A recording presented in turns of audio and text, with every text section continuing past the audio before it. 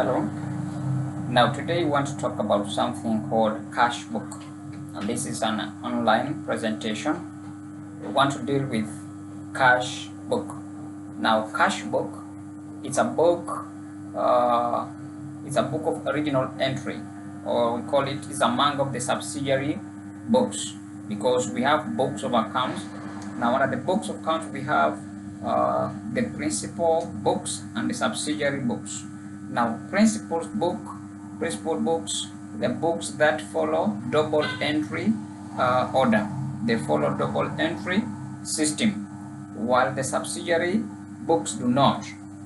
We have so many names under the subsidiary books. There's some also called prime books. They're also called day books. They are also called journals. There are so many things, but today we don't want to focus on that. We want to focus on Cashbook. Now Cashbook is among of the principal books because it records daily. It has to record its transaction daily. That's why it's a day book, or it's a prime book, or it's a subsidiary book. It's also the same as a principal book because it has a double entry. It follows double entry system. It is also fall under the subsidiary books because it also it records its transaction daily. We call it a chronological order. They just record its transaction in a chronological way. That's why we call it a subsidiary book is the same as also a principal book. Now we want to focus on that Cashbook only. So my listener, please take your position to listen about this. It's very, very important. Maybe you have a less idea about this, but I hope that the small idea that I want to give you, it will make you also do much. Okay, so it's good you take your position and listen to me very carefully. I want to deal with Cashbook, and I want to repeat that Cashbook is among of the principal books because it's also called a ledger book. It's among of the ledgers. Cashbook is among of the ledgers. It's among of the ledger books because they follow double entry system. As we move on, we're going to deal with the ledgers. I'm going to show you how those things happens. And also Cashbook falls under the subsidiary book because it records its transaction daily under a chronological order. That's why it's also fall under a subsidiary book. Now we have different types of Cashbooks. So we have different types of Cashbook. We have single column Cashbook, we have double column Cashbook, and we have 3-column Cashbook. So we want to start with a single column Cashbook. Now, and single column Cashbook, only actual cash transactions are recorded in that book. Only actual cash transactions are recorded under a cash or a single column cash book.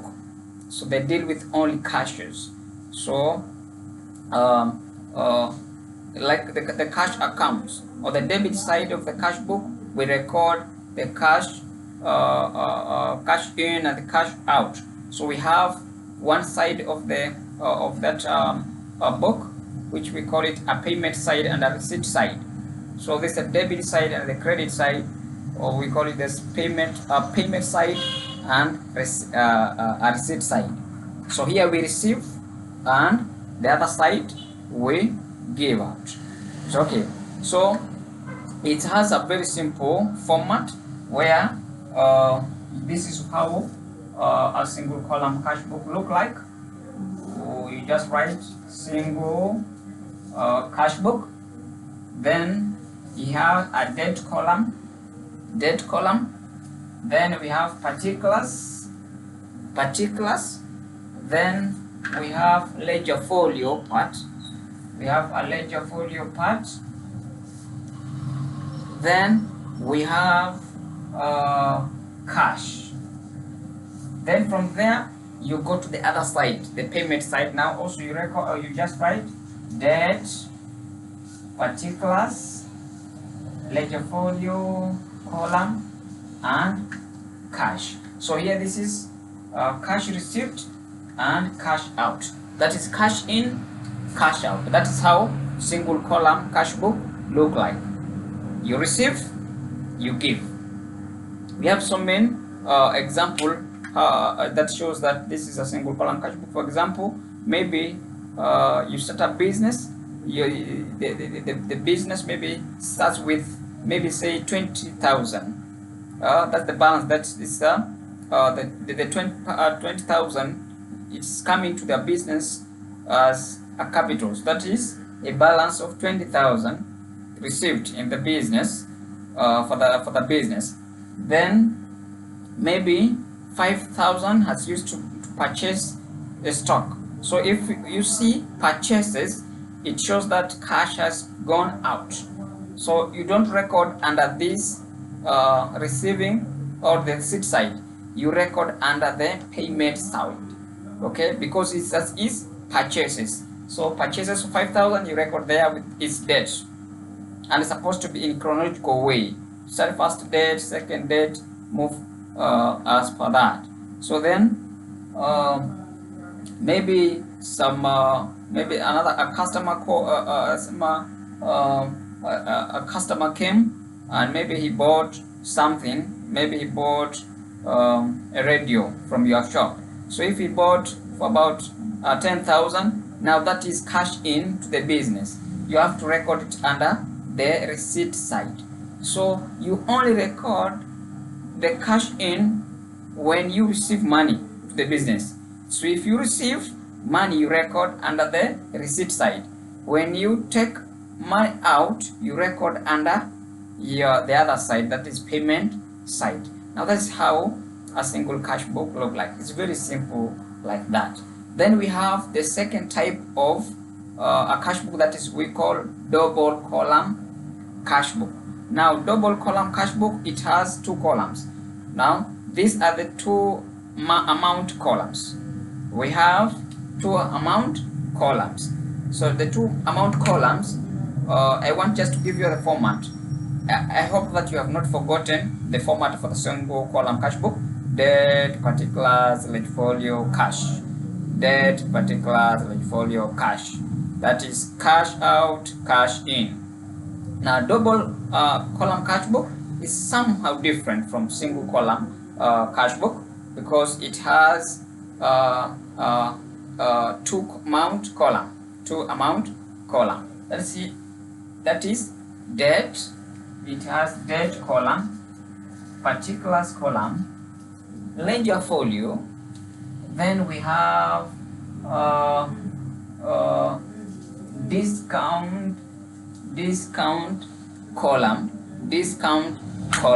Now under this side, the receipt side, you write discount allowed.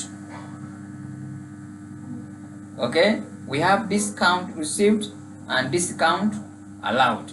Discount received and discount allowed. So this discount allowed, discount received. Discount allowed, discount received.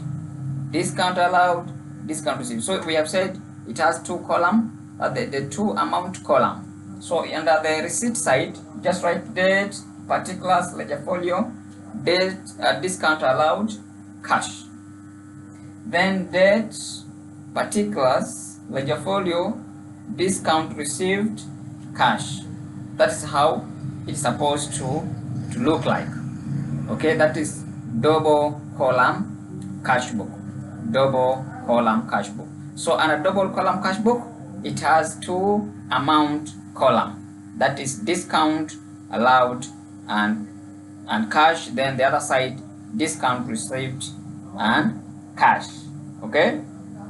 Now under double column cash book, I want you to understand these things because it is very important. Under a double column cash book, for example, maybe a customer comes to your shop, then maybe he buys a product from your business. He buys a product. Now that product, maybe you give him a 10% discount. Let's say 10% discount. Maybe your you are selling that product. Let's say this product is TV. Let's say it is TV. Now maybe you are selling that TV in your shop 20,000. You are selling this TV in your shop 20,000. Let's say 20,000. Then when the customer comes, you maybe he complains, maybe he asks for a discount, and you decide to give a discount of 10% of this 20,000. So before, as you are recording at the cash book, the double column cash book, you are not supposed to record this 20,000 under the receipt side. You are not supposed to write that 20,000 direct here. Show that discount here.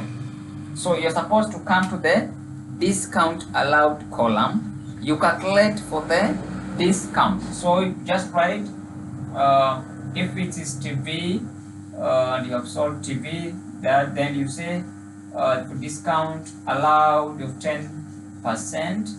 You calculate now 20,000. 20,000, that is equivalent to 200. That is 200 or 2,000. Sorry, that is 2,000. 2,000. Okay. So 10% of 20,000 is 2,000. So you just come to the discount.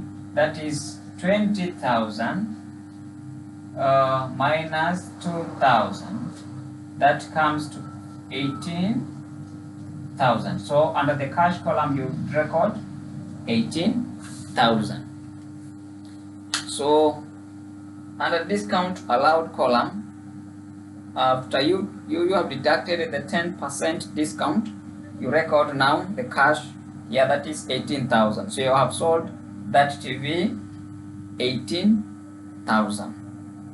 That is discount allowed by the business.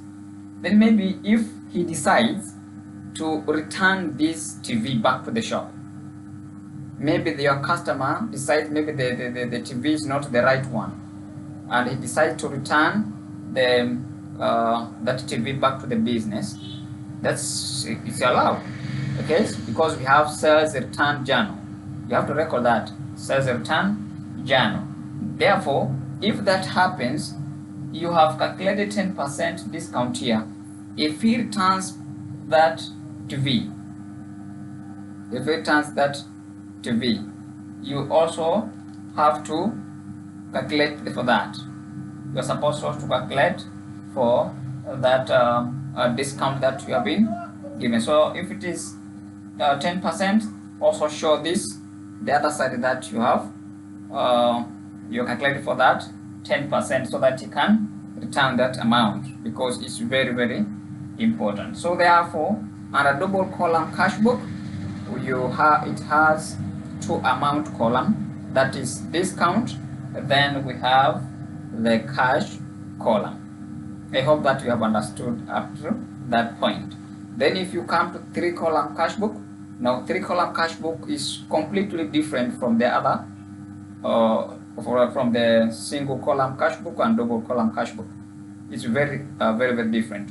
So you will see a three column cash book, it has three column or three amount column. Okay, so three column cash book is, I've said it's so different because it has three amount column, and this three amount column, it is discount column, it has cash column, and it has bank column. So discount, cash, bank column. Okay, so cash is where you record cash, then we have check that you received by from the bank, that's you record under the bank column. So under three column cash book, it has three amount column. So I wanted just to show difference between the three types of cash book. Maybe you don't know the difference between these, but I've given you a clear open so that you can be able to understand an open explanation about these three types of cash book. I've said the single column cash book, it has only one column for amount, that is a cash column, that is cash transaction record in this book, and it has only one column for amount, that is cash column. But double column cash book is slightly different from the single column cash book because it has two amount column, that is discount allowed column or distance received, then cash. Then three column cash book, it is totally different from the other because it has three amount columns, that is discount, and we have a cash column and bank column. You might use that maybe in your business, maybe your customer can come with a check, so you're supposed to also have a bank column to show there is a transaction under the bank account. Therefore, that's how things look like under the cash book. So next class we are going to deal with these things practically. We are going to deal with the questions. We deal with it together, and you will see it to be very simple as you look. So the three column cash book, I've said it has three amount column, and I just repeat, it has discount column, cash column, and bank column. But they're all under the same format. You're supposed to start with the date, particulars, ledger folder column, then you come to the discount allowed or discount received, then cash column, bank column. Then the other side also the same. So let us meet next class. Now next class we are going to deal with this practically, and I promise you, my good listener, that next class we are going to enjoy much because we are going to do this to deal with the problems. We're going to solve the problems together, and you're going to see things to be very easy, like 1, 2, 3. Thank you very much for this time, and thank you very much for your opportunity, because this is very great. You have given me that opportunity to explain about this thing, and thank you very much for you have paid that attention since I started for 20 minutes, and you'll be busy looking at this. Let me say God bless you. Let us just meet next class, and we are going to enjoy much as possible.